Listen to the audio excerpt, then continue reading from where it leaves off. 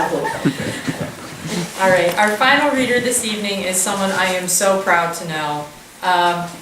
Randall Brown is the author of the award-winning collection, Mad to Live.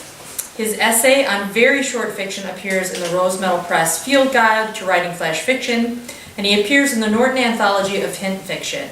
He blogs regularly at flashfiction.net and has been published widely. I don't know, Randall, what, 600 times? Something like that? I'm not joking. Yeah. He's been published both online and in print, 700, right? Including online at American Short Fiction, Tin House, and Mississippi Review. Yeah, such little unknown journals, too. And in print in Cream City Review, Lake Effect, and Harper Pallet. He is also the founder and managing editor of Matter Press and its Journal of Compressed Creative Arts. He received his MFA from Vermont College. Please welcome Randall Brown.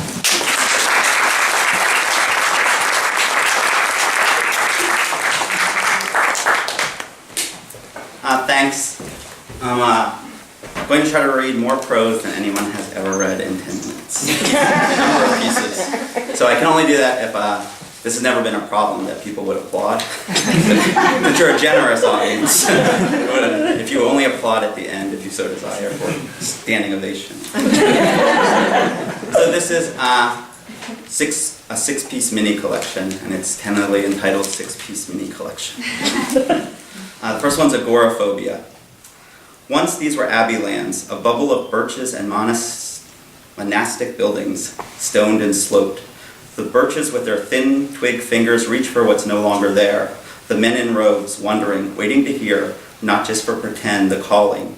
Instead, there's the notes of finches, Eve's oversound, Frost called it. At the window of the guest room where I've hidden myself away for 3-4 months now, wife and kids flown to the islands, I see their white forms, bent against it, waiting for God to deliver. Waiting? Is there a slimming feature on that? It's high def. That'd be good. Waiting for the punchline. This guy walks into a bar. Ouch. He gets his beer, walks past the horse with a long face. A rope twists himself into a knot. A pelican tells the bartender to put it on his bill. A priest and rabbi place their parachutes on a table. He picks a booth, gazes at the passerbys on the street.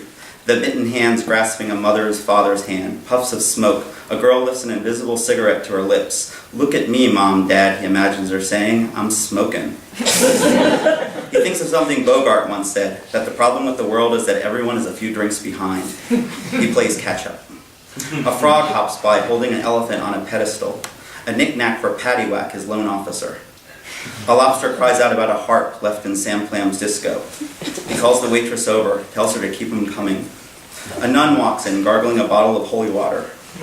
A man with no eye slams his glass on the table. And you know that man at the crossroads? That was my father, and the woman I've been screwing.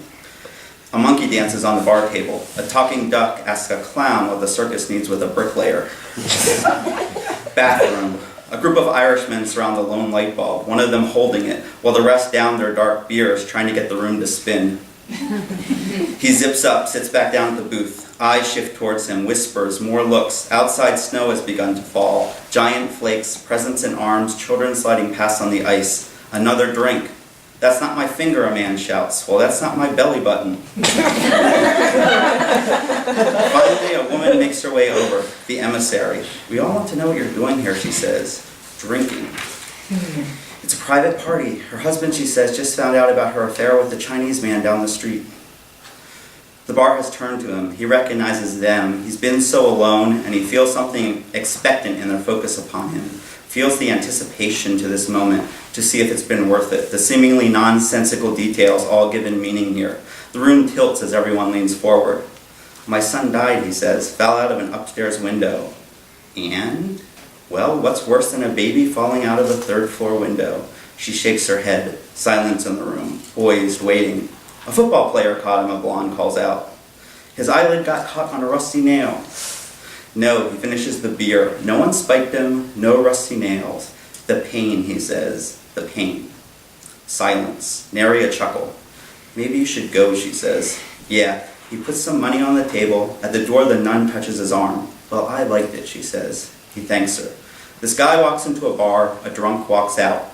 Pathetic, says the woman whom he stumbles into. Her companion nods, watches him slip on the ice, reach for something, find nothing, and fall backwards onto the sidewalk cement. He hears laughter, peals of it, tumbling upon him like hail. Deliberately.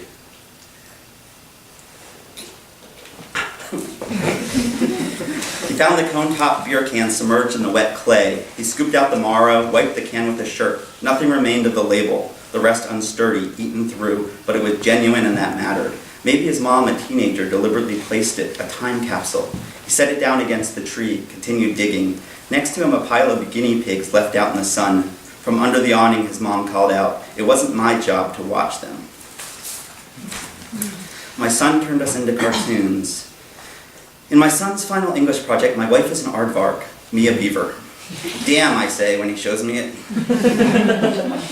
Read it, he says, then hovers over me instead of disappearing into the basement or bedroom. In the graphic novel, my son is a made-up creature, a beavark. With long, upright ears, a scrunched-up face, a long, wide tail. The story begins as it should, in the middle of things. They are fighting again. "You never had that sex talk with him," the aardvark says from the creek bank, sucking up ants. Now he's going to think he can do anything he wants and it doesn't matter. The beaver has branches to entangle, mud to pack, the creek appears to be close to cresting. I told him about that stuff. The problem is the science and math grades. You know how he is if he doesn't care about something. That's what I'm saying, the aardvark says, about the girls. He's not going to be fucking girls. Jeez, look at him. The beavark appears then in the den. He is drawing this book I'm now holding. Very meta, I say to my son. I don't know what that means. He reaches to take the book away. It's mine. Mellow, okay? "Why didn't he get my building shit genes?" the beaver says, still building away. "It's ridiculous. A C in science foundations?" "I took poetry for poets." The aardvark now has her nose in a log. "Who needs physics? It's all about vacuums. There aren't any vacuums in the world." She holds up her big sucking nose. My son shuffles, always shuffling, always wanting to be somewhere else. "What's your point?" I ask him, really. "You think we want to be talking about this crap? You think that's what we dreamed about when we were kids? And I'm pretty sure you can't use fucking in a school project." Mr. Scott said I could. He said to keep it real. This isn't real. I'm standing on a chair now, holding the book above my head so he can't grab it. He has a hold of the chair. The beavark is deep in thought about this action. "What's the beavark want, huh?" I'm yelling this down to him. "What's his burning desire?" "I don't know, Dad. Just give me the book, okay? I'm sorry I showed it to you." "Yeah, well, I'm sorry too." I'm not giving it back yet, still holding it beyond him. I'm flipping through the rest, but the pages turn blank. It could be some postmodern take on the unfinished quality of the fractured world, but I'm sure it's just another unfinished thing of his. It's then that my wife walks in. I'm on the chair, my son saying, give it, and me saying, make me. He starts yelling, "What the hell do you think you're doing, huh? I think it's directed at him, at his hand on the chair, its desire to draw it back, and then what? Reuben and Rosemary, and this came from a prompt that you had to write about a restaurant whose menus rhymed. He introduced her to slant rhymes for orange and porridge, and she wondered at first if it were enough that her menus nearly rhymed, if burger and bulgur truly inclined to each other naturally, or if it were forced upon them. Until one day it didn't matter, when beans and steamed met slanted, like ham steak and pancake, radish and sandwich, the waitress who loved rind with her toast, and the man at the counter who loved her almost. And the sixth of the six-piece collection, The Edge.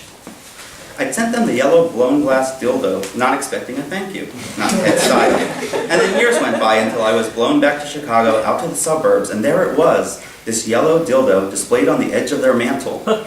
Lovely, I said, pointing to it. What do you think it is? You should know, Lita said. You bought it for us. Well, I mean, I liked it for Teddy, the two of you. It doesn't mean I know what it is. Ted had escaped upstairs, something about the baby. Do people comment on it? I mean, do they offer their opinions about it, what it might be? She shrugged, looked at the lake. Ted had incited some war with the neighbors, something to do with getting rid of the swans, whom he thought were worse than the geese that the swans were brought in to drive away. Or something along those lines. They like the color, she says, those swirls on the glass. She tilted her head and her long neck looked a bit like a swan's. You know, I'm nervous even driving past the neighbors' houses. So stupid. I sipped a soy latte Ted had made with a Seiko Royal Professional Automatic Espresso Maker. It cost a pretty penny, he'd said. The phrase had stuck with me for a bit, even then talking to Lita, saying pretty penny over and over in my head. So wow, I said, not sure what I was wowing about. She wiped her hand across her lip and I did the same, encountering a soy foam mustache. Thanks. The swans, Ted had told me, hissed at his daughter Helen when she swallowed over their nests. Cygnets, I said aloud to Lita, not meaning to. Yes, she said, that's very good. And it's a gaggle of geese, did you know that? She seemed to be straining, her face taut. I mean, think of Helen, how the neighbors will take it out on her. Oh, I hadn't thought of that. What were baby geese called? Godlings? Gossamer wings? A mom, huh? Is that what, wild and whatnot? Yes, she said, wild and whatnot. That nails it. She kept looking up the stairs for Ted, who had abandoned her down here with his friend. Well, I said, it looks like a dildo to me. That got her attention. Really? Not when I bought it, but sitting there, that bump there, the curved ball at the very end, I'm sure it's not. It just looks like one. Ted appeared and she told my hypothesis about the yellow blown glass thing that they've been displaying on their mantle for years. You sent us a dildo? I told him no, that I didn't send him the dildo. I sent him a gorgeous swirled art piece that looked, in this light and at this angle, the tiniest bit like a dildo. So you saw this thing, this dildo, and you thought of us, of me? Of course I didn't think of you, I said. That's a fake one. Upstairs, Helen began to cry, and Ted hustled back to her. Lita looked at me in a new way, as someone about to switch sides. She said she'd heard the neighbors were drawing up plans to sue them and drive them out of the neighborhood. She giggled then, leaned in close, and whispered, I always knew what it was. For